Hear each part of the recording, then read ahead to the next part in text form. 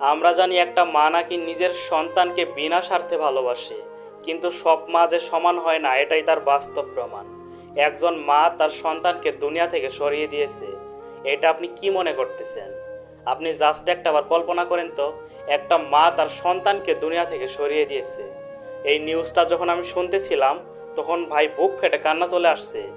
আমরা জানি একটা মা নাকি নিজের সন্তানকে বিনা স্বার্থে ভালোবাসে, কিন্তু সব মা যে সমান হয় না এটাই তার বাস্তব প্রমাণ।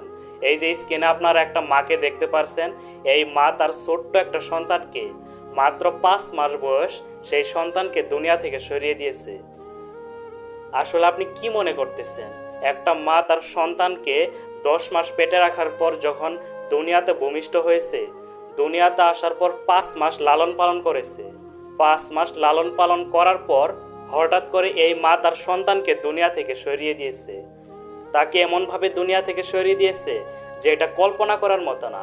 আপনি জাস্ট একটাবার কল্পনা করতে পারছেন একটা মা কতটা স্বার্থপর হতে পারে, একটা মা কতটা খারাপ হতে পারে? আসলে কিছুই বলার নাই। যখন সাংবাদিক এই মহিলাকে জিজ্ঞেস করেছিল আপনি আপনার সন্তানকে কেন দুনিয়া থেকে সরিয়ে দিলেন, তখন এই মহিলা কি বলছে জানেন? এই মহিলা বলছে, আমার এত জ্বালা ভাল লাগে না, আমার সন্তানের এত ঝামেলা ভাল লাগে না, আমি লালন পালন ঠিকভাবে করতে পারি না। একজন মানুষ কতটা স্বার্থপর হলে, কতটা খারাপ হলে এরকমভাবে তার সন্তানকে দুনিয়া থেকে সরিয়ে দিতে পারে? এই দুনিয়াতে এমনও কিছু মানুষ আছে যারা সন্তান পাচ্ছে না, যারা আল্লাহর কাছে কান্নাকাটি করেও সন্তান পাচ্ছে না।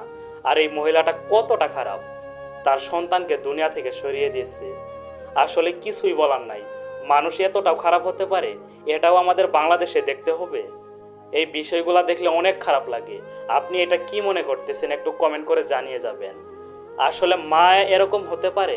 আমরা জানি মা নাকি নিজের সন্তানকে বিনা স্বার্থে ভালোবাসে, কিন্তু একটা মা যে এরকমও হতে পারে তা আমাদের জানা ছিল না।